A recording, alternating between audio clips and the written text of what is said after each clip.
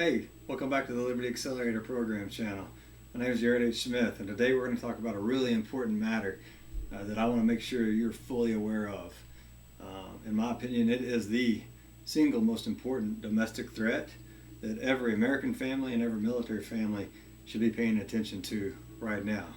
So, after my MBA program about 10 years ago, where I learned that words matter, and then after finishing National Defense University's Dwight D. Eisenhower School, where they taught me that the questions we ask matter, I came to the realization that the questions we ask, with the words we choose, in fact, carefully choose, matters most. So we're going to start out with a definition of the monetary system. Monetary, a quick Google search you'll see, means relating to money or currency. The mistake I made last year when I started this journey was not asking the question and not challenging my assumption of what money is.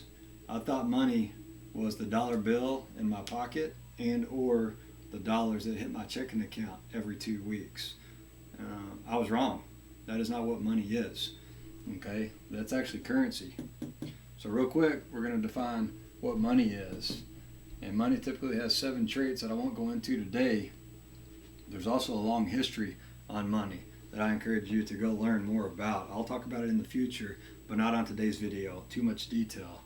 But basically, money is the baseline for economics, transacting in the economy today, exchanging our money for goods and services.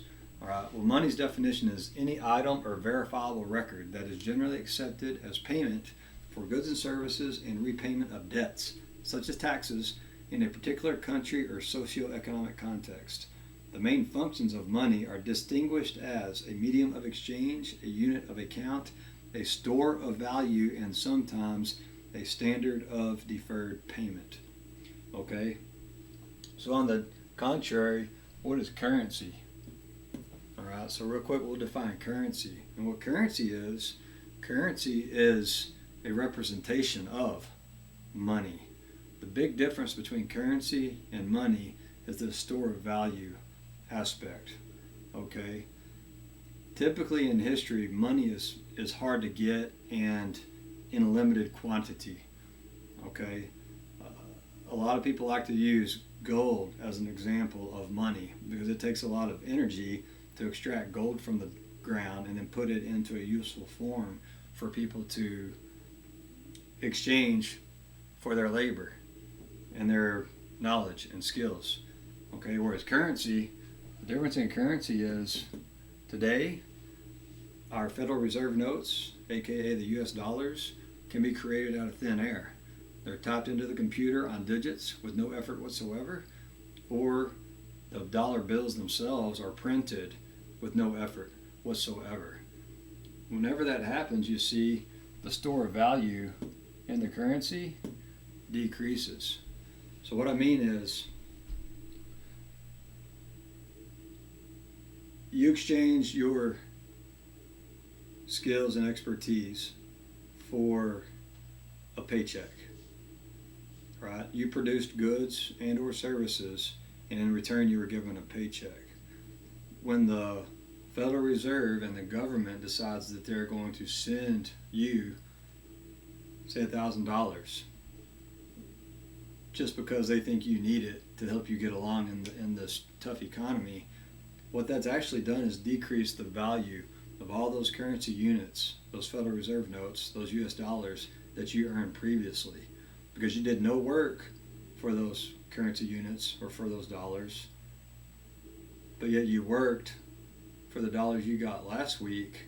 It actually decreased the value of the dollars that you received in pay because you've been given something without doing any work, right? So there's more of those currency units, more of those Federal Reserve notes, more of those US dollars in your possession, but you only did half the work to double that money.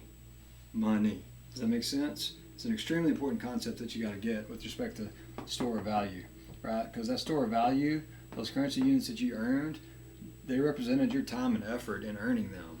So when you're given $1,000 for doing nothing, those don't represent the labor you stored in that previously received paycheck. It actually devalues it, okay? If you don't understand that and that doesn't make sense, please leave me a comment so that I can come back to it and try to phrase it another way. But it goes into the last topic we're going to talk about today, which is the purchasing power. This is the single domestic threat that I want you to walk away with today.